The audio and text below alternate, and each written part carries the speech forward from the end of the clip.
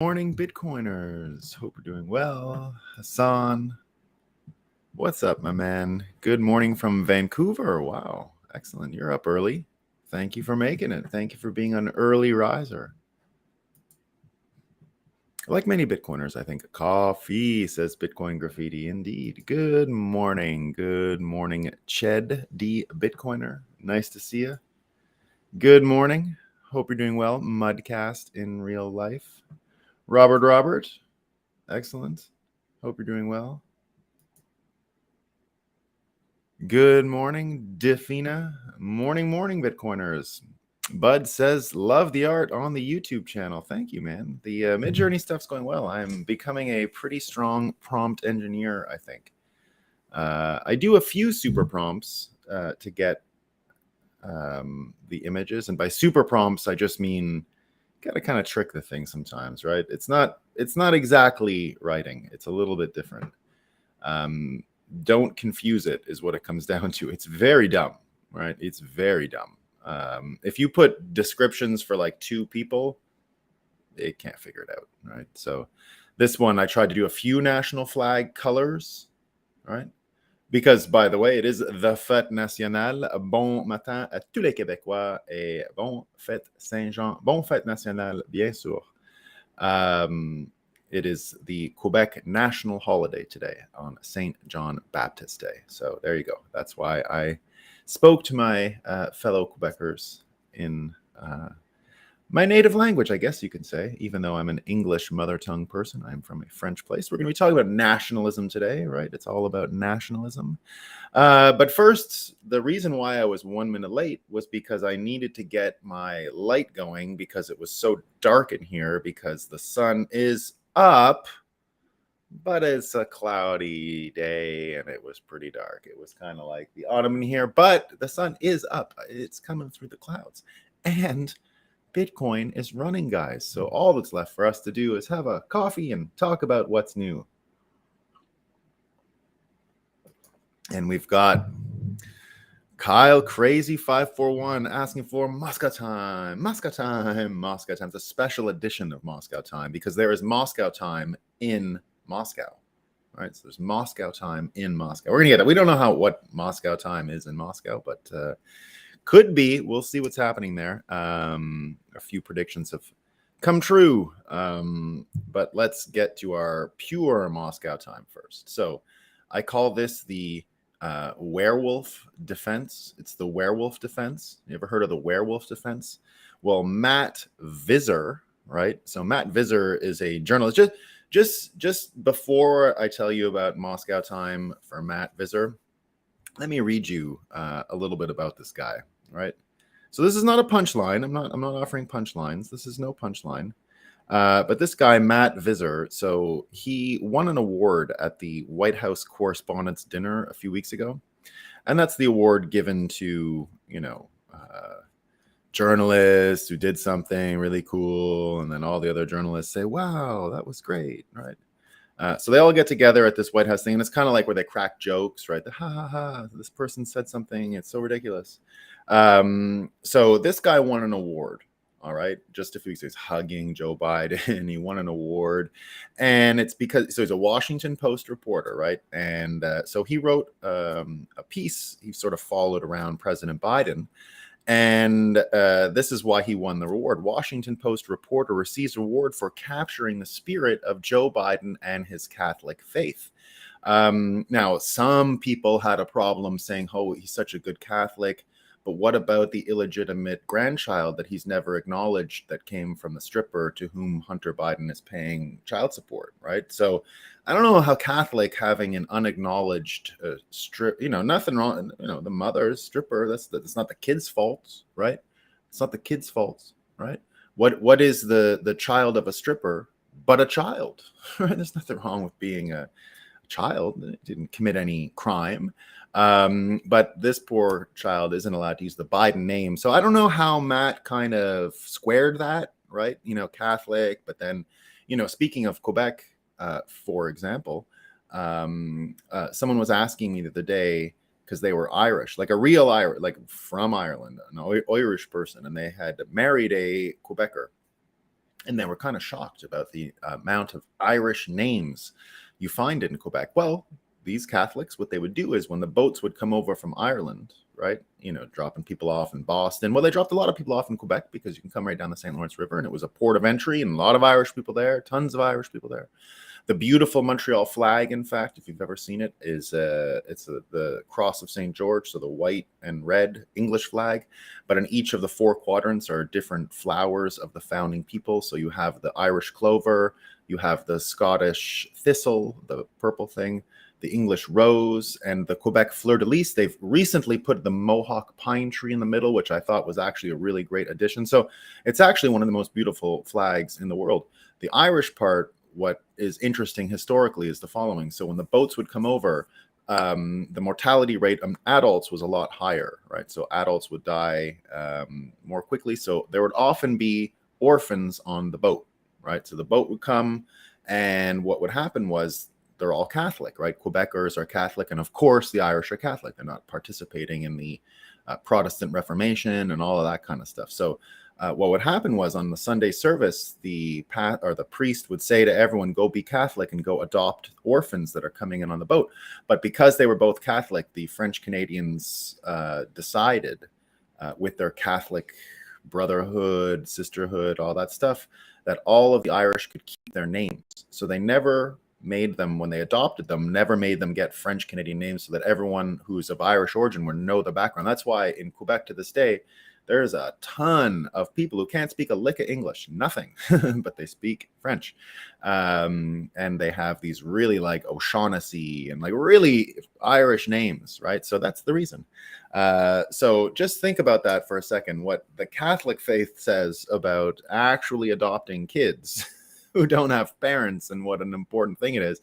And the old Joe Biden and his Catholic faith, right? So now remember, it was Matt Visser, who just, what a great Catholic. And so he won a special fancy award.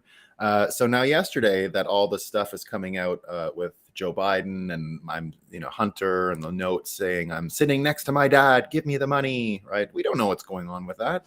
But Matt Visser came around, and this is, coming back to the Moscow time. This is the werewolf defense, right? So Matt Visser says, Hunter Biden attorney responds to IRS agent testimony and refers to the 2017 message suggesting Joe Biden proximity to China deal. Any verifiable words or actions of my client in the midst of horrible addiction are solely his own and have no connection to anyone in his family. Come on, he's an addict. He was a werewolf last night. What is he supposed to do? The full moon was out, and he went and bit a bunch of people. But come on, like, it's a werewolf. He's a werewolf. So it's David Burge, Iowa Hawk Blog, who came up with this. He says, Your Honor, did I mention that the alleged event took place during a full moon and my client is a werewolf? It's the werewolf defense. So slight modification to Moscow time there. I don't usually put a punchline and a big backstory, but this one deserved it, right? So Iowa Hawk Blog came with a second comment. Your Honor, I would like to correct my previous statement. My client was a werewolf at the time, but has subsequently completed a successful rehab at the Lon Chaney Jr. Clinic in Malibu, and would like to submit his 90-day werewolf-free coin as evidence, right? So he's been not a werewolf for 90 days. If you guys don't follow Iowa Hawk Blog, a fellow named David Burge, get on it. He's the best. Really, really funny guy. I got some more Moscow time, though. CNN Business, wondering, and this is from our favorite Oliver Darcy over at CNN. He is a regular contributor to Moscow time. He says, the news outlets have gone all in on the missing Titanic submersible, but have they gone overboard on the coverage? Have they gone overboard? Zing. Anna Merlin is back, right? Anna Merlin is the girl who was featured in the Tucker Carlson interview about Hotez and RFK. It was the one he did 2 days ago called RFK is Winning. So she wrote an article, and of course Peter Hotez shared it. It's Joe Rogan, Elon Musk instigate harassment campaign against a vaccine scientist.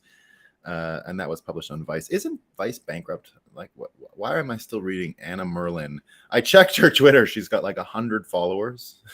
She's got more nose rings and piercings in her face than followers on Twitter. So that's pretty funny. So that's that one. And this one, come on, guys. It's Quebec's national holiday today. CBC News, a little present for all the Quebec listeners. And this is just, when I say Canada is filled with stupid people, and they're just a little bit behind the other stupid people in America, just a little bit behind the other stupid people in America. It's been a story for I don't know how long about what happened in Wuhan, and it's just the same news every day. We found out again it was a lab leak. It had nothing to do with the bats. We found out again. Like, how many times we found out that it wasn't the bat wet market and it was a lab leak? Well, CBC News, news today, U.S. intelligence agencies found no direct evidence that COVID-19 pandemic stemmed from an incident at China's Wuhan Institute of Virology, a report declassified on Friday said. So the American outlets didn't even pick this up because they're like, can we run this one again? Can we go that way again? Right? But CBC says, let's run it. Let's do it one more time. They didn't put in the old bat market, but it's not a lab leak, guys. The Wuhan Institute of Virology didn't nothing to do with it. Nothing to see, right? Nothing to see there. All right. So the big story today, and this is a type of Moscow time. I think it's a type of Moscow time. It looks like there's a bit of a coup attempt going on in Russia. Now, again, I'll just mention two things right before we get going here, right? Cernovich says this. They spend days lying about the Titan sub being lost at sea, and you're all sure the news coming from Russia is real, right? Sticks, Axe, and Hammer says, apparently the Russian government is declaring Prigozhin's statement to be rebellion and plans to prosecute him. This might get very messy very fast. And then Sticks, Axe, and Hammer goes on to say, because of the fog of war, virtually everything we're seeing regarding Moscow, the Wagner Group, and current Russian policy in general is a muddled mess of propaganda mixed with truth. As such, little can be known other than Prigozhin is pissed at the defense ministry, right? So what we've seen is exactly that the defense ministry apparently shot at Prigozhin when they were in Ukraine. So what I will say is the the prediction that there was not peace between Prigozhin and the Wagner Group and Putin. I think I mentioned here before. If I didn't, Scott Adams has been saying that for a long time, right? So if I never filtered it through, I think I did. I didn't hang my hat on the prediction or anything like that, but it was one that I've been exposed to for a long while. Whenever you heard Prigozhin saying, we're not getting bullets, we're not getting arms, the logic that I could hear in the background was, yeah, it's true. We don't want you turning around and marching back. That's the last thing that anyone in Moscow wanted. So when I stop and think about the situation there, right, we don't really know. It looks like there has been tension between these groups for a while. Scott Adams predicted exactly this, right? So I've mentioned it. Again, we don't get too much into the details with the Russia thing because of fog of war and all of that stuff. But what we do know is, I guess, the best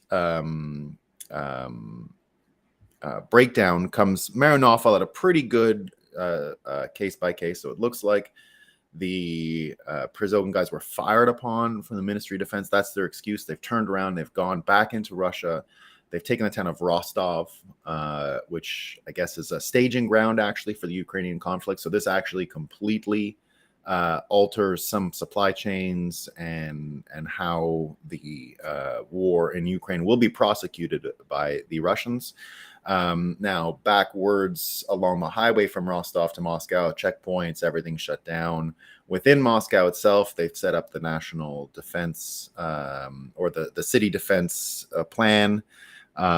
So the story looks like anyway. It really is happening. We've seen a few just before I got on air. There were a few visuals where we saw some helicopters fighting. We've seen a bit of skirmishing today, mostly just setting stuff up. Looks like some mines are going into Rostov, land mines and stuff like that. So we'll see. We'll see what's going on there. But here's what War Clandestine said. So this morning, our time, so it would have been midday in Russia. Or maybe it could have been, no, it's probably morning in Russia when I saw this. Putin gave a speech, right? So he gave an address, and it was pretty short, 5 minutes, not longer. And War Clandestine breaks it down. He says, Putin speaks on Prigozhin. Putin says we are witnessing treason, but there is no ongoing civil war. There was no mention of danger to the Russian citizenry. There was no confirmed kinetic hostilities between Wagner and the Russian Ministry of Defense. So just so you even know the difference, the Wagner Group is a private army, by the way, guys. They're like mercenaries, right? So they're a mercenary force. They're not part of the normal thing. Now, even just as another point of information, the Russian normal army is not analogous to the way Americans would think of their army and all of these things. It's not exactly the same thing, right? So there isn't a ton of respect. In Russia, the respect goes to the intelligence agencies, and the top quality males that participate in this usually go to where Putin himself comes from, the Ministry of sorry, not the ministry, the spy agencies and intelligence agencies. So War Clandestine says Prigozhin wants a meeting. Don't know if that's really true. Clandestine goes on to say Russian Ministry of Defense put out multiple statements pertaining to Prigozhin, stating that Prigozhin's claim of combat are untrue and informational provocation, urging Wagner leadership to stand down. Meanwhile, the Russian Ministry of Defense continues operations in Ukraine. What jumps out to me, and this is what War Clandestine is saying, is that Russian Ministry of Defense and Russian state-sponsored media were very eager to tell us that Ukraine were using this provocation to push back in Bakhmut, almost urging Ukraine to make an attack. To me, this looks like bait. I don't know anything about what War Clandestine is saying. Again, I'll refer to what Sticks, X, and Hammer said and Cernovich said. A lot of fog of war going on, very difficult. We need at least 48 hours to get any real sense of what's going on. But so is it a trap? What I do know, like I said, is that what Prigozhin has been complaining about for a while, to me, looked and sounded like Putin was already anticipating this kind of a coup d'etat. Sticks, X, and Hammer shared the 1993 coup details. So there was a 1993 coup attempt. It's not the 1991 coup that led to the downfall of the Soviet Union. There was another one in 1993, which was the following: the actual parliament in the Kremlin, right? So they have the White House in the Kremlin, which is actually parliament, had never actually been changed from the Soviet time. So they were still Soviet parties sitting in the parliament. They were all unelected and all that. So what happened in 93 was Boris Yeltsin, who was an elected president, tried to dissolve parliament and then have elections and then restock parliament with elected officials. So this is 2 years after he took over. So what ended up happening was there was a attempted coup. The parliament had a few military forces, and it said that Yeltsin could not dissolve parliament. There was no constitutional power, and that they were the ones in charge, and they elected their own president out of the parliament. So this led to a skirmish in 93 where Yeltsin had to fight a counter coup because he had taken over from a coup. And so there was a counter coup, and it was put down pretty simply. I don't have too much memory of it. I was just a kid, and I hadn't really thought of it. I remembered 91 when the whole thing fell, but this was something that I'd failed to acknowledge over time. And having seen it again, this story with Prigozhin kind of fits in there because there was some casualties. We did deal with various military forces in Russia siding with different camps, but very quickly we found out that the communist camp, the Soviet camp, wasn't going to be strong enough, and that was the end of them. So there you go. This looks a little bit like that. But I want to go back to Putin's speech, actually, right? So Putin's speech, and this is what is important for Bitcoiners, and I think going forward is going to continue to be sort of the rhetoric around World War III and things you're going to hear a lot about, right? And it's the following. So when Putin addressed the nation, right, he continued to reference national identity. This is a 1,000-year nation, and our own national identity, and nation this, and protect the nation, and nation that, right? And we forget, now Russia is one of the first nations that we can consider a nation, right? France would be there, England would be there. Weirdly, Canada and the United States are some of the oldest nations in the world. Weird, but true. Because Italy, right, very new nation. Germany, very new nation, right? Germany did not organize itself around ideas of nationalism until Bismarck, Otto von Bismarck, in the late 1800s. Before that, Germany was not a country. It was a people. It was a language, but it was not a nation. There was no national German identity. There was Austrians, there were some in Czech Republic, there were all over the place. And there were little provinces which were geographically specific. So my family, for example, comes from Baden-Württemberg, which is the Black Forest, which is the border between Switzerland, France, and Germany. Still to this day, one of the most beautiful places in the world. Some of the best food in the world, just a gorgeous place. But it's very distinct and different from the Germany just further north of it, right? Any of these other provinces. So Bavaria is the Germany you think of in your stereotypes, right? That's where Lederhosen come from. Lederhosen did not exist anywhere else. They were a Bavarian thing.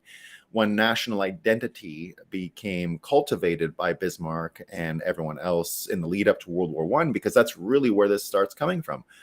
Germany had no nationalism. It was a new thing added on to their characters. And when people ask questions like, how did Germany fall into 2 world wars so quickly? Well, the first one is still a bit of a fog of war. If you think about the context, especially as a Bitcoiner, with the US dollar, the Federal Reserve, gold. World War I can better be described as gold-backed nations versus paper-backed nations, by the way, right? It's kind of a better frame to understand what's going on, especially when you look at what people were talking about as far as suing for peace and appetites for peace at the time. But the Germans go from being a country without nationalism or the idea of a national identity. They didn't have it, right? There's no such country. Canada, again, is older than Germany, right? And Canada is not that old of a country. Germany is created in 1967, about the same time as Canada. Weirdly, Japan, Germany, and Canada all created sort of simultaneously in the same year. And the Tabasco Company, which I'm a huge fan of, Tabasco. So they all come from the 1866 to 68 time. Now, there was a Japan before, but it was not Imperial Japan. It was the shogunate, the Tokugawa era. So that era itself was the samurai time, and the emperor was not in charge. So he was just a figurehead, and in fact was a little more embarrassing as a figurehead. They would force him to wear clothes that were way out of style. They would control his budget, the shogun would anyway. They would send him in Japan. It would be like making the president today dressed like George Washington, like hundreds of years out of style. And then they never gave him money, so that he just had no power and stayed in a separate city, Kyoto, not Tokugawa, not Edo, Tokyo, where Tokugawa reigned from the regime. So what we think of as a nation of Japan, modeled and organized the way European countries were, that only comes from the 1860s. Before that, it was a series of lords who all answered to a warlord, and the warlord did his best to keep the peace. So the idea here that the idea that national identity and that your national skin color, let's say, right, you're not your genetic, not your melanin stuff, right, not how white or black your skin is or any of those things. The new thing that is causing us so much trouble is this national skin color thing, where you think that your own personal identity is actually just grafted onto a national identity that you've absorbed and imbibed. And when you hear Putin talking about that, right, it's the nation, all of this stuff, right? Get behind the nation. And then Bitcoin Graffiti says modern Germany is 1989. Yeah, I think so. But even just the concept of a place called Germany, there was no such place. It never existed, right? You would say you would refer to little parts of Germany, more specifically cities, that kind of stuff. You would never say 200 years ago, no one went to Germany. There was no place. You couldn't go to Germany. That didn't exist, right? You could go to Frankfurt, right? You could go to Hamburg, but there was no such place as Germany. You could speak German, right? That all was around, but this idea of a place called Germany, brand new, right? Absolutely brand new. And now France is a little different, right? France had been a nation for a long time. That's what's so unique about France, right? France had this amazing geography. It's surrounded by mountains and water. It has very, very few access points. And in the middle of all that is just some of the best land, the most sun-filled, fertile land in all of Europe. So it made sense to defend it. It was small and compact, and then you have the Pyrenees Mountains to the Spanish side. You've got the Alps that block the Italian way right up straight through to Baden-Württemberg and Germany and Swiss border. Then there is some plains, and that's all they really have to guard against, right? Is that area from Germany up to Belgium and the Netherlands, and they had enough even buffer states, Belgium and the Netherlands in some way, mixed areas, right? So that's why they speak multiple languages there. So, so this whole idea of nationalism and national identity, it took sort of an infantile nation to not understand the risks of nationalism and to jump in 2 feet first the way they did, like the Germans, to end up with something like World War I and World War II, right? These were almost like more easily manipulated people because they didn't have, it was all brand new to them, right? It was all brand new. And America, for example, think about it. America going into World War I had a institutional memory of the Civil War inside of itself and understood what fighting amongst its nation really meant. Now, I'm not saying it was all peace and love in Germany before that, and they were just naive children, but the idea of indoctrination through a nation state hadn't really been tried at scale there yet. And you could say they were a little behind on the dangers of it, right? So when you think about this idea of national identity and what it means to people today, it goes back to really what Bitcoin offers as a potential change in organizing principles, in worldview, because national identity, we forget that it's a new thing. It wasn't around for a long time. Humans, for most of its history, have arranged themselves without any nation as part of our structures, right? We didn't need a nation in order to cultivate the land. We didn't need nations in order to have strong city-states, for example. Florence was not a nation at all. Ancient Carthage, the Carthaginians, didn't even speak the same language throughout their empire. It was just a trade network.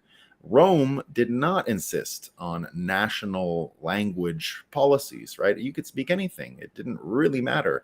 They were a militaristic nation and had military laws, but they weren't really the same that we would recognize anyway today as a nation and a national identity. Now, the people in downtown Rome and the people at the middle of the Roman Empire, of course, there was an identity, but it didn't spread to every section of the empire. There was a lot of localized culture within the Roman Empire. So this idea of nationhood as an organizing principle and national identity as the basis of a lot of people's own personality is a new thing, right? It's a new organizing principle.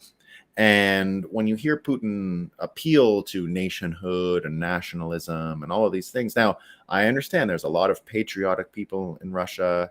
It probably will work with some, but I have a feeling there's enough people in Russia and in Ukraine, right? And in Ukraine that are a little not going to go fight for Putin and,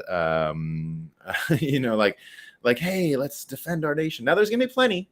There's going to be plenty. I'm not saying it's none, right? But just like in America, right, I believe you're getting fewer and fewer people interested in continuing to propagate national identity, nationalism, right? I just don't see it as as much of an organizing and conjuring and unifying idea that it once was. Because just imagine in America, right? Imagine Biden was in a similar instance. There was another January 6th thing, right? Like, how many Americans would be like, "Oh, Biden, yeah, I'm coming to help you," right? It's less and less every day, right? It's less and less every day. So, and less and less every day, and we can already see with what's going on in we can already see what's going on with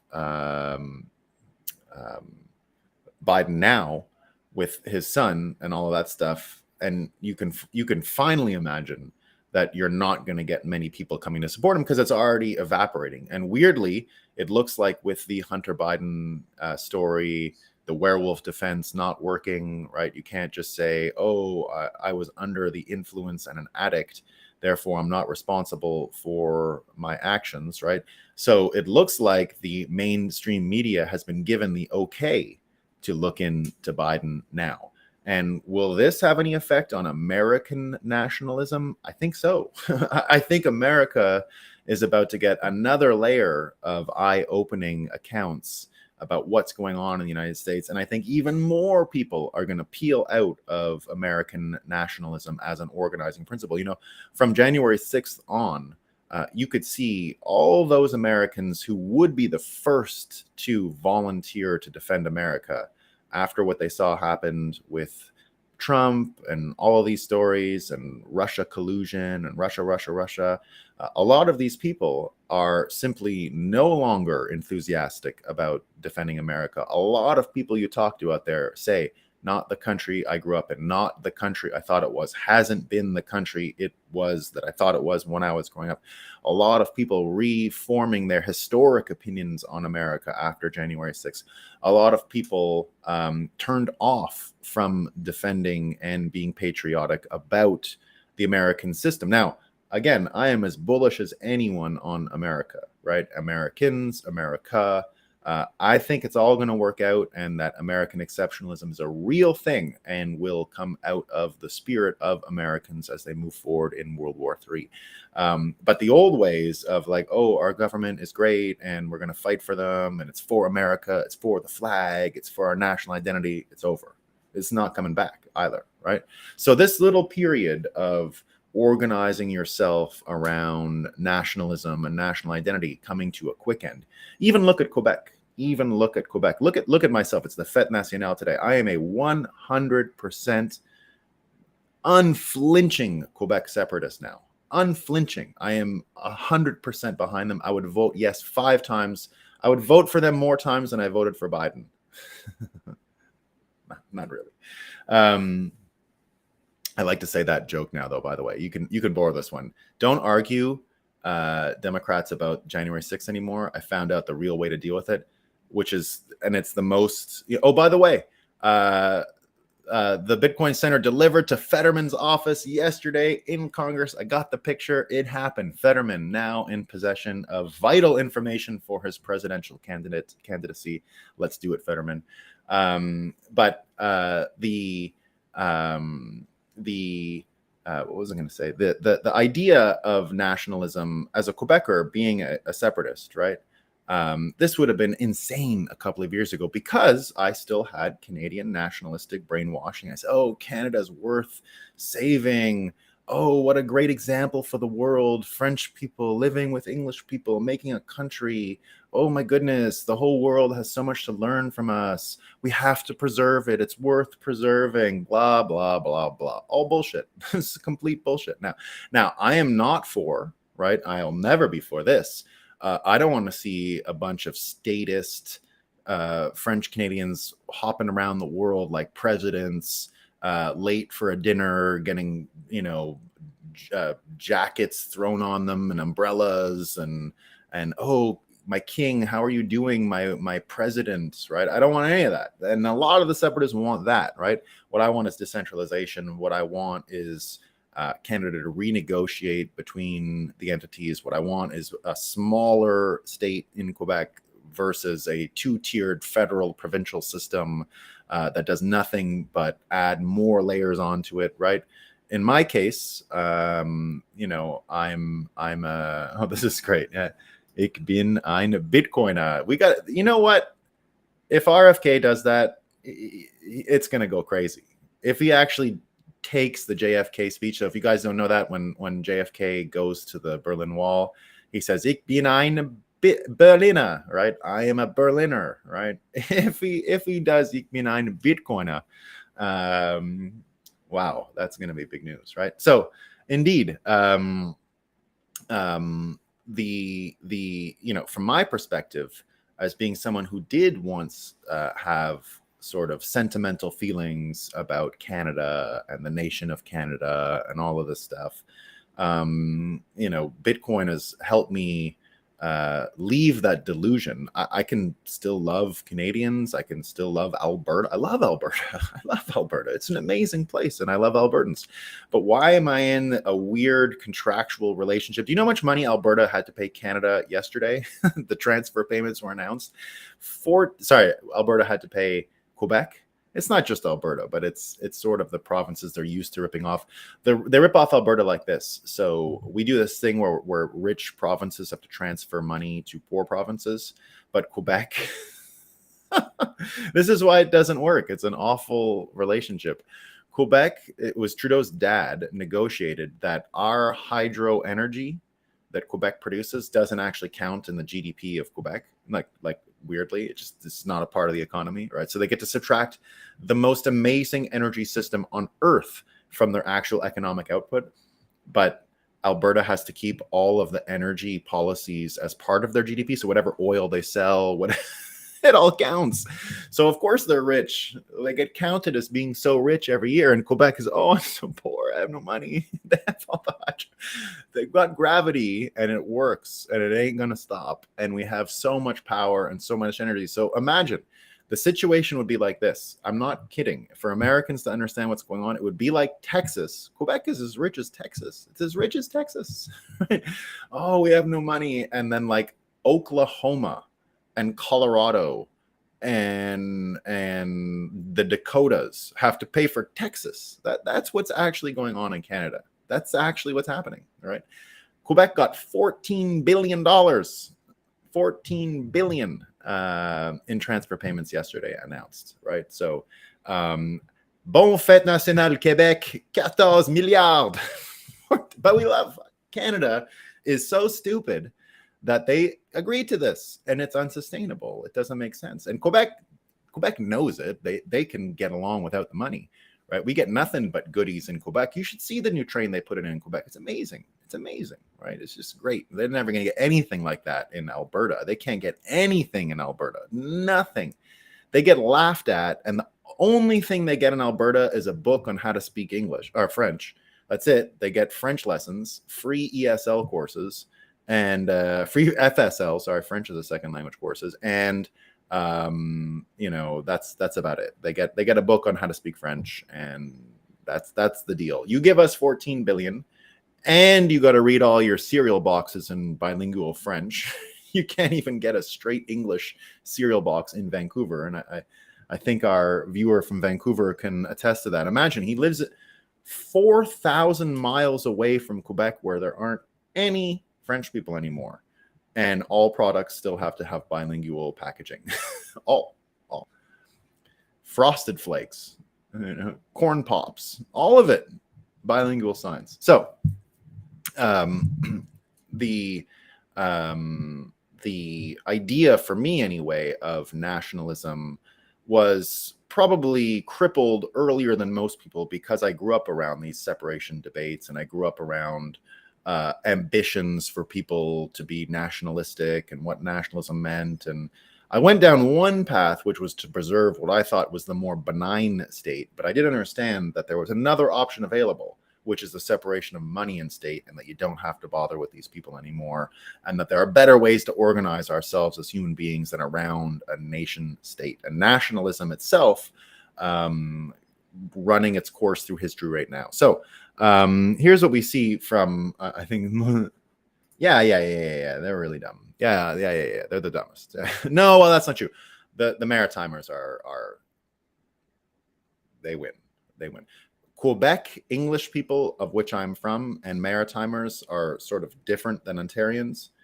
And I'd say the Quebec English people and the Maritimers are the least the least capable, right, of having a worldview. Not, they've got local views for sure, but some of the nicest people, right? Some of the greatest, generous, thoughtful, great people. But just think about, like, you can actually tell each state and how stupid they are by their COVID response. Quebec was bad. The Maritimes were worse. They didn't even have COVID. There's no one there. There's nobody there. There's not 1 million people in all the provinces in Atlantic Canada. There's nothing happening, right? And because of that, they went way overboard and all of these things, right? And that is the area, the Maritimes in Canada suffered the most from the creation of Canada. The most. They used to fly the red ensign, which was their flag, and it was the most popular flag in all maritime channels. It was the next city down the coast from Boston, instead of some weird city on the coast of Canada, right? It was a major thing, Nova Scotia, Halifax. And they were huge trade people. Remember Hong Kong, for example, Hong Kong, Montreal, all of these cities created by Scottish Enlightenment refugees, who were the only literate people in the world. Scottish Enlightenment, that's why it existed. That's why Adam Smith and all these people were possible.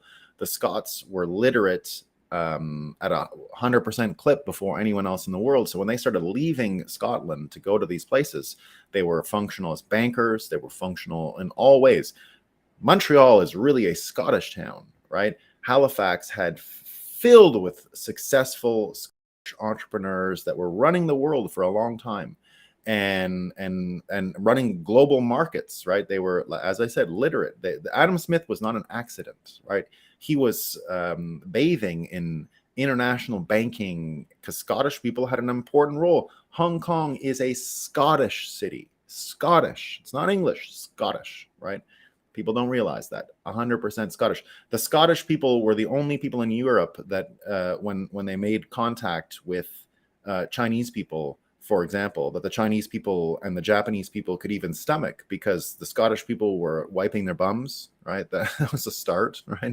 Europeans didn't wipe their bums. They were the filthiest people in the world. Those pirates and all these people on the boats around the world. The Scottish, when they would run their boats, they had a poop deck, right? They didn't live like the rest of the filthy European people. Not even close, right? Not even close. Way more advanced, just not great farmland, and had to leave and had trouble with the English and all kinds of issues, right? So the Scottish people held a huge role in making the modern world, and Halifax, had it been left on the course that the Scottish people put it on, would be a global banking hub and world shipping center. Not, go look at the map of Europe, for example, right? Go look at the map of Europe for a second. How many cities are actually on the coast? Lisbon. That's it.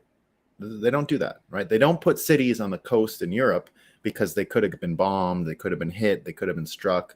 The naval forces were big, but there is no major European capital on any coast. That doesn't exist, right? They don't do that. Paris is inland, London is inland, Stockholm is inland, Amsterdam a little inland, like you can't bomb it from the coast, right? All the German cities, of course, none of them are on the coast. Rome, not on the coast.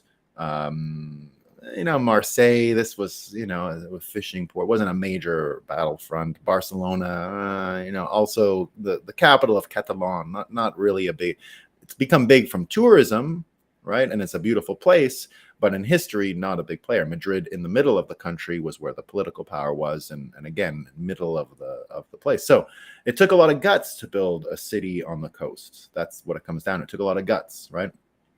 Halifax has a major citadel, a star fort right in the city on a hill. Bang! You can't just come to that town; you're going to get rocked. So they were confident enough to build it, and they had it, and it worked fine. Now look at them. They joined Canada. They're just another source country for immigrants for Canada, right?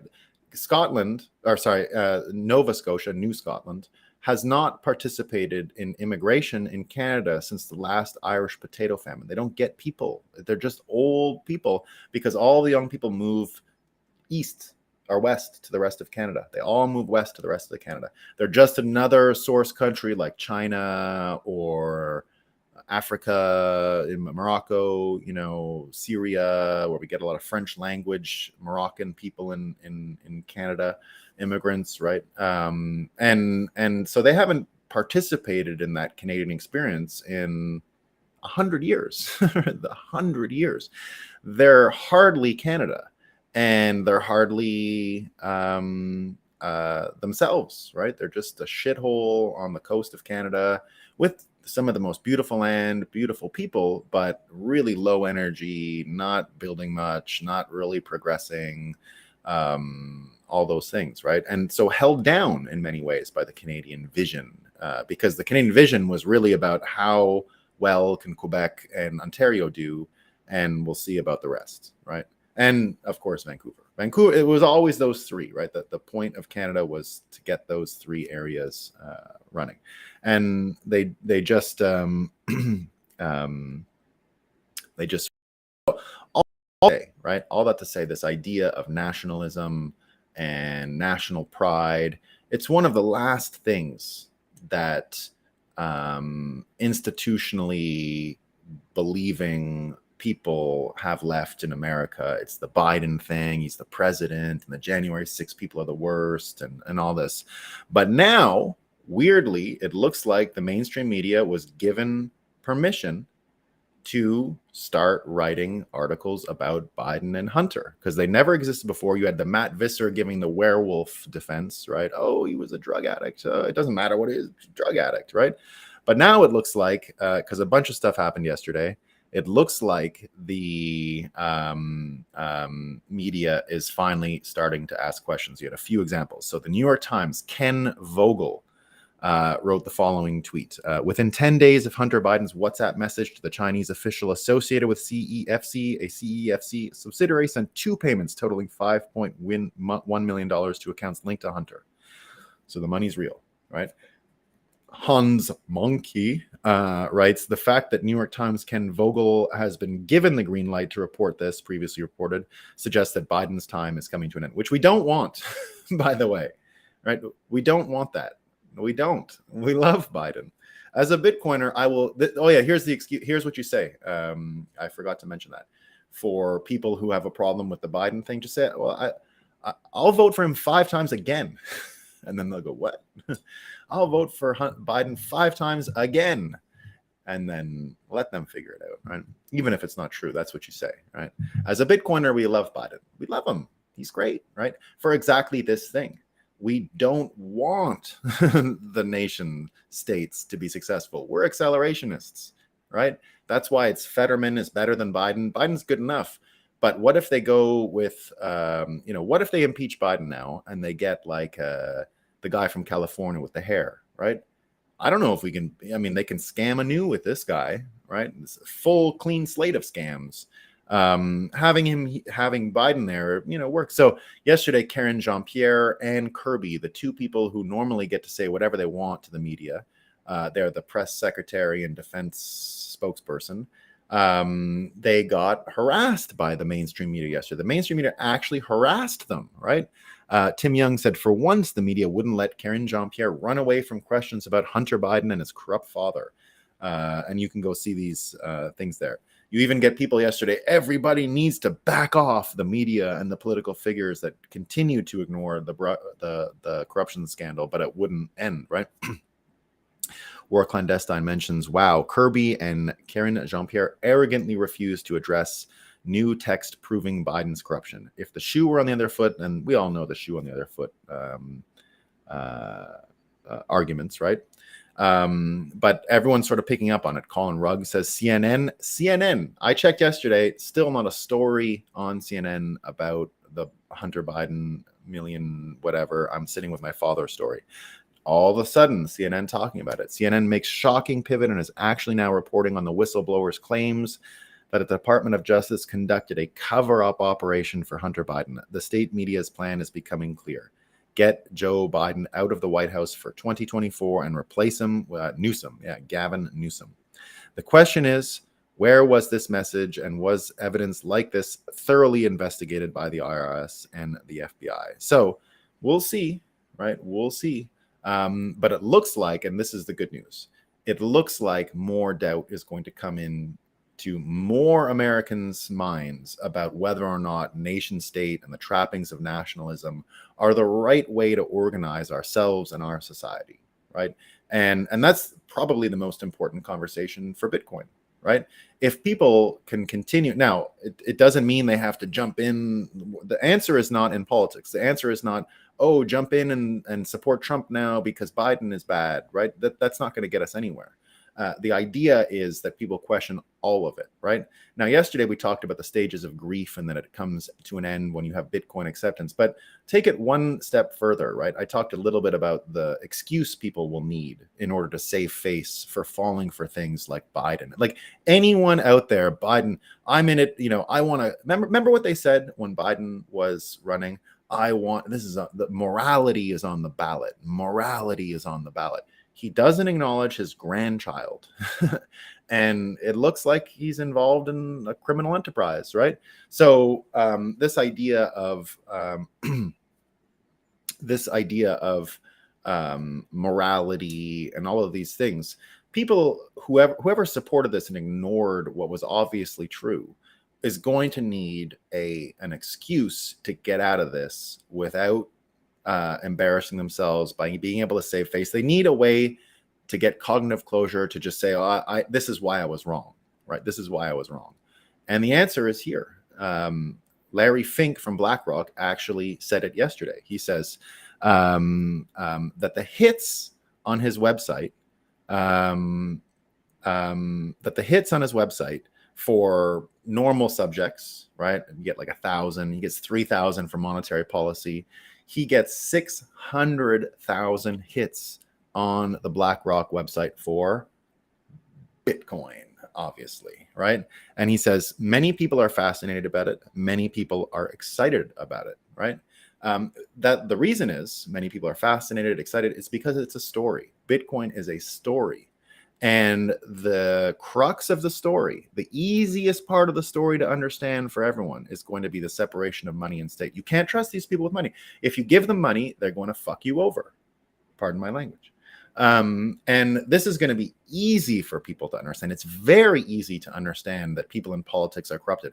100% of people can understand that, right? 100%, and are predisposed to thinking that way. Predisposed, right? So if you are able to articulate this following story that Bitcoin is pushing every day, it's a fascinating story. People are excited. Why are they excited? Well, it offers this situation where we can separate money and state and offer a new organizing principle for society. You have a major advantage. And the advantage is that simple. It's that people from then on can simply say, oh, I was duped. Why? The money was corrupted.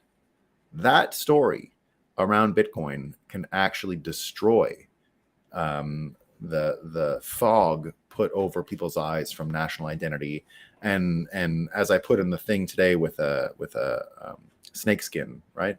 That shedding that national skin. There's plenty of snake left, plenty of living body left, but shedding the skin is enough to realize what you're supposed to be, what you really are. And you'll still be that without national identity involved. And on the Fête Nationale, which is what we're talking about today with Quebec City, it's funny that, Putin brings up nation, our nation, nationhood, it's for our nation. That argument ain't going to work in America anymore. And it doesn't work in Canada anymore. It doesn't work in Canada anymore, right? In Canada, after the truckers, after the thing with COVID, we're out, right? We're not doing any of that. I'm for Quebec separation now, and I think a lot of people would be like that. So there you go. Let's see what's going on. Read some of these comments. It's all about nationalism, guys, or the ending of it. Ik behind Bitcoin. All right, let's see where we go. Yeah, people picking up on the 1K subs. Thanks, guys. It's a big celebration, huh? Thanks, everyone, for helping. I couldn't be happier. At least we learned what a pangolin was. Yeah. Happy Saturday indeed, Tom. Prayers go to all. Yeah, absolutely. Yeah.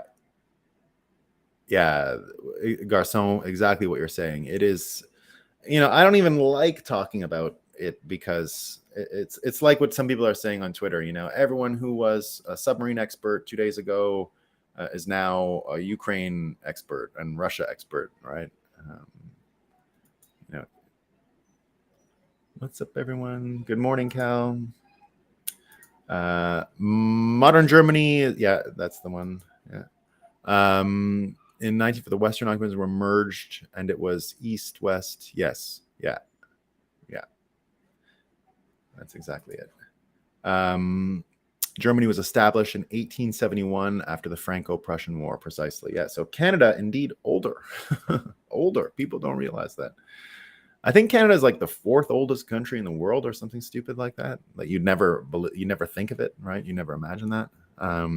Alsace-Lorraine were taken from France and became a pawn in World War I. They were given back to France in the treaty and caused an issue again. Yeah, I've been to Alsace-Lorraine many times. It is. I went to school not far from there, so. And you find a lot of French people now with German names. Very common to find German name folks. Let's start zipping the cat. Great, Daniel. Rainy day in Vermont. Roman Empire was huge. No. It's a kind of fake thing, nation. Very oriented around language. Speaking a second language helps in detaching. Yeah, that. You know what? You made a great point, Bitcoin Graffiti. I didn't even think about that. As a Quebecer, I speak French and English. And indeed, it did help me see past a lot of these things because I grew up as a minority, right? And that had a lot to do with overcoming the problems with nationalism, because I had bitterness towards Canada as well. As much as I would say I loved it, I felt in the time of separation, right? And I wasn't too psyop, but I wasn't leaving Quebec. Like I wasn't one of these people, oh, I gotta go. My father always spoke very well about Quebecers, and he always would tell me when I was a kid in separation camp, we're not going anywhere, right? We'll do fine around these Quebecers. They're not going to be any trouble, and so that was always kind of my attitude. But indeed, having both languages does decouple you from, I guess, a monopolistic situation, right?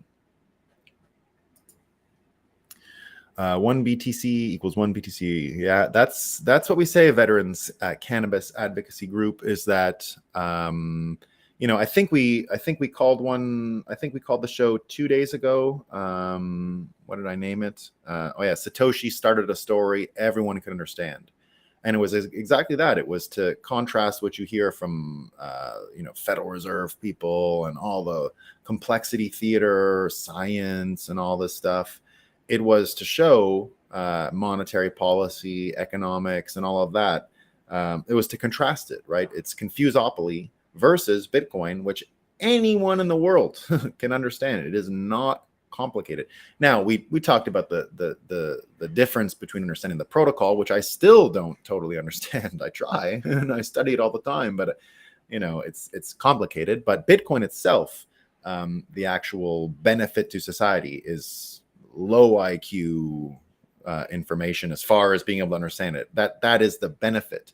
I say it about Jesus Christ very regularly. Compare Jesus Christ with the other religions in the world, and you get a sense of what's going on here, right? Now, utmost respect for Islam and other religions. Catholicism I would put in the same category. All of them have these scholars, right? You got to be a scholar, right? Oh, learning about all these books, the Jewish religion especially too, right? What makes Christianity different is like anyone can understand. Jesus speaks like 5 times in the Bible, and it's all basic, right? Do unto others. like it's really not complicated, right? Everything Jesus taught can be put on a pinhead, right? It's not a lot, and it's anyone can understand it. That's why Christianity, when you go to like a charismatic church and you see all these Down syndrome people, right? Just the most bright-eyed Christians you'll ever see, because what are they missing? They get the whole story. They don't need more. They get it all. Now, I haven't spent enough time in mosques, but I don't think that's what's going on. Now, I'm not saying they're mistreated, right? But are they revered as the most celebratory people in in what's it called again? The congregation? Probably not, right? The American dream was stolen from the youth by the greediest. Might have gone back further, Hammersaw. We might find out that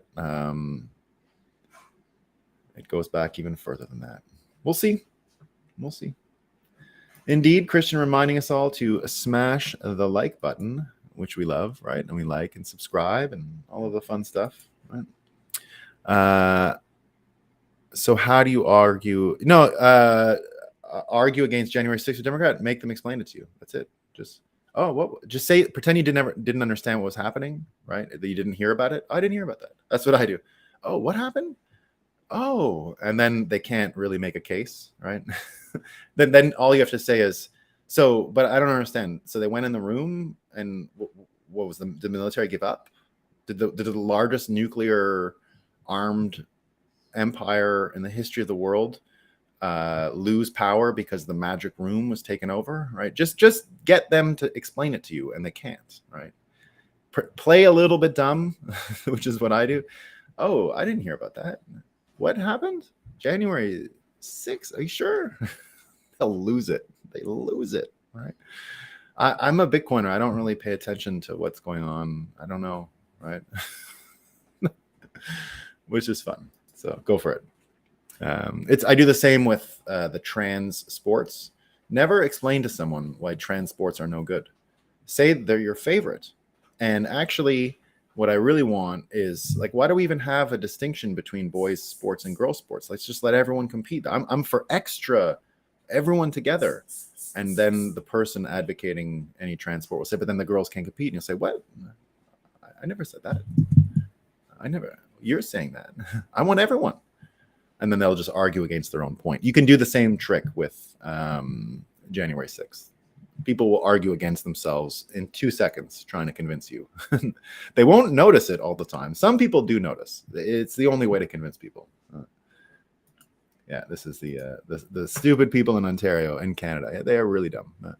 Nice place. Yeah. Yeah. French are a bit resentful. Well, that's brainwashing. They did not lose. Go have a French person complain about their loss to an Irish person, and you'll find out very quickly they did not lose the war. They got everything they ever wanted. Irish people who had the same fight at the same time lost. That's what losing looks like, right? That's what losing the language war looks like. The Irish speaking English lost the war. The French in Quebec still speak French, right? They did not lose the war. They lost the American Indian War, but that's France who lost. I think they could be a great deal of value having a debate with a Bitcoin bear who actually. That's the hardest thing in the world to find. I've many times looked for a Bitcoin bear who actually understands Bitcoin. There are none. If you understand it, unfortunately, you stop being a bear, right? So that's the problem. But I have been looking for one of them for years. But I've thought the only way to do it, I was predicting for a while that this bounty that we saw with the RFK Hotez thing was exactly what I said is the only way to get a real Bitcoin bear out there. Because the other part of it, there's no upside. You know, Bitcoiners are so religious about Bitcoin that they won't you can't make a point, like it's a hostile environment, adversarial and hostile environment for any one of these people to enter. So you got to give them money. You got to pay them. So I think we can get one if we put up a real bounty. Like if a bunch of Bitcoiners say, I want to see this person debate this person, and they put a prize, like an actual purse, just like what happened with Hotez, we could get one. And I've been talking about that internally at Bitcoin Magazine for a long time. If we want to debate, let's put up a purse. That way, the person who believes they're going to lose no matter what, if they come into our environment, will still walk away with something. Therefore, we'll get someone better. Not just Peter Schiff, who's really just rolling you, right? You understand that. Peter Schiff owns Bitcoin, and just stop. It's a scam. It's a total scam. It's a person. It's a character. He plays a character. Close to real life, but it's a character, right? Love the guy. Don't stop following Peter Schiff, right? He's great. Every Bitcoiner should follow Peter Schiff for real. But understand that when Bitcoiners get angry at him, he understands how the world works, right? His kid being a Bitcoiner, it's a show. It's just a show. It's a show, right? It's a total show. Great show. A lot of what he says is sincere. I'm not saying don't trust him. That's not what I'm saying. I'm saying on the Bitcoin thing, he plays psychological games, and don't trust that, right? It's not true. It's all fake. I don't know how much Bitcoin he has or anything like that, but it's not real, right? So he's all this to say he's not really a good debate candidate for my purposes, because we've heard it a million times. We know the show. We know the arguments, blah, blah, blah. So there you go. Beaver Fur Trading Post, Canada. That's what it was. Bitcoin, that's for sure. Ted's World, talking about the poop deck. Scrub the poop deck. Yeah, scurvy fur trader. I went to Quebec City this year during the winter carnival to go skiing, but the ski resorts were, yeah, that happens. Yeah, it can get really cold, but I'm glad you got to see it there in the winter. It is beautiful in the winter. It's more beautiful in the summer, but it gets really cold there. Really cold. I went to law school there, so I spent every winter there for several years. Is it at least cheap as fuck to live there? No, Nova Scotia is super expensive. I have friends who moved to Quebec. Like one of my friends went to law school, and he was from Halifax, and even he couldn't believe how cheap cost of living is Quebec. Quebec is super cheap cost of living, super cheap, like the cheapest in North America, I think, especially Montreal. Like compared to other major cities, I've got a great place that I rent for the summer or for this year while I'm doing renovations here on the farm, and super cheap, super cheap. Always has been. I was able to live in downtown Montreal as a 16-year-old. And I didn't pay $200 a month for rent in a nice place. That same place today wouldn't be $600. So you can get amazing places in Quebec for cheap. You've been there quite a few times. Awesome, Nicotine. Good. Yeah, awesome. Hunter is a PDF file. America needs a real leader with an IQ above room temperature. No, they don't. They need it lower. We need a lower IQ for Bitcoin's sake. Accelerationism, hammer saw. But I'll take RFK. If I can't get Fetterman, I'll take RFK. I don't want the criminals. It's too much with the criminals, actually, But it's gonna work. I mean, not really. It's tourists in your Quebec in the Montreal area, but not sure about the not so popular areas. I'm in the Eastern Townships, which is pretty popular. Can't handle Bitcoin, then can't handle the truth, man. Yeah, but it's still it's still the ego thing, right? You still have a lot of people that will not like Bitcoin because they're too invested ego-wise in credentialism and fiat trappings and all that, right? Bitcoin graffiti, indeed, there is a coup. We'll see what's going on. Not bilingual in Quebec, though. I'm not sure what you mean is not bilingual. The whole COVID and trucker stuff also warmed me up to the idea of Wexit. What's Wexit? Oh, Welsh? Leaving? Could be. Good example of a Bitcoin reality. Yeah.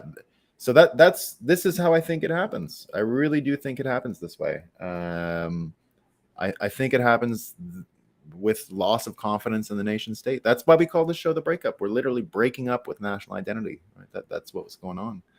Thank you, Gold 106 on the 100 on the 1K. Real happy. I was in Quebec City when the truckers were there 2 years ago. Best Canada Day ever. Yeah. Awesome. Yeah, Anglophones are absolutely the minority. Bitcoin graffiti. Yeah, I grew up as a minority. We're about rough. Let's say Montreal's about 4 million people. Everything suburbs, maybe 1 million are English, something like that. But if you're downtown, you would be confused about that reality because all the English people are sort of concentrated downtown and in a couple neighborhoods. We have like a big Jewish neighborhood, a big WASP neighborhood, and those places are pretty English. And downtown, because McGill University is there, tourism also feels extra English. But the minute you leave any of those places, I mean, it's French, French. What are your thoughts about the UK during COVID? The people showed their true colors on how easily everyone accepted lockdown. Yeah, I think UK for a long time did lose. I mean, is there a price to pay genetically in colonizing the whole world? Right? What I mean by that is the best, like who's left there of the native stock, let's say, right? It's the people who didn't want free land and didn't want to go and carve out a pioneering life. So, there's a bit of self-selection going on there. But they're going to get over it. I think they're going to be fine. I think everyone I think COVID showed how many people are willing to accept the narrative around the world. It wasn't just UK, right? How many people were willing to do basically the Stanford prison experiment, right? We just did a massive Stanford prison experiment and gave power and self-righteousness to the guard keepers, and they went way too far with it. Now, I think UK has the same problem as everyone else. So I think they'll get over it in the same way, and they'll need something like Bitcoin, which will give them their fake excuse to understand their bad behavior during those instances, right? They'll just say, "Oh, the money was corrupted." Oh, which is a good thing, right? We don't want to. We're not trying to teach dogs not to pee on a carpet here, right?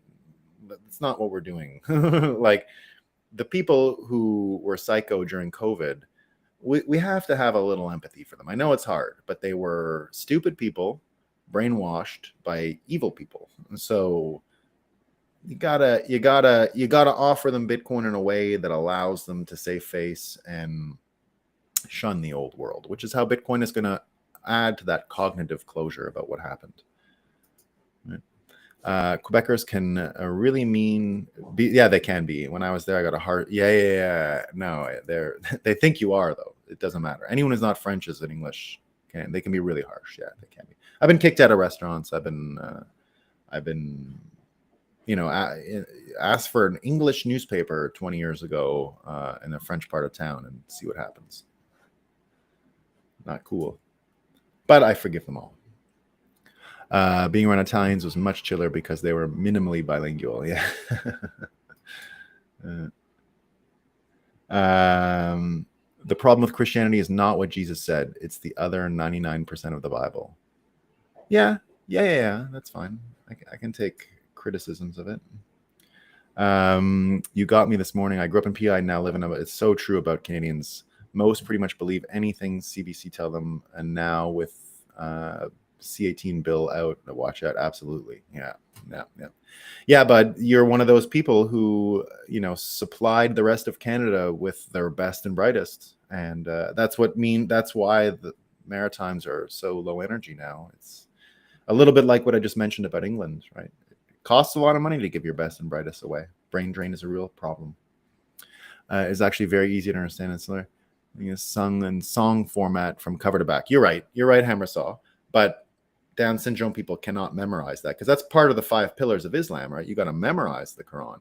Now, this is not to criticize, but there's also the huge attention paid to the clerics, right? The clerics are big, and there is a organized legal system within the religion, and that is acknowledged by many people. So the 5 rules of Islam that you must follow. Now, I understand they say you don't have to make the pilgrimage, you don't, there's excuses for all of it, that they can get out of it. But there is no such obligation on a Down syndrome who loves Jesus Christ, right? There's no exception that needs to be made. So not trying to say that Islam can't have handicapped people in their congregations. I've seen it, they do. I haven't spent enough time there to know exactly how it goes, but I don't think it's as integrated as charismatic churches are with those people. That's just my feeling, right? And yes, you need to leave the Maritimes if you want a good job and life. Yeah, it was the same in Montreal. I never wanted to leave Montreal, ever. I love Montreal. I'm glad I'm back.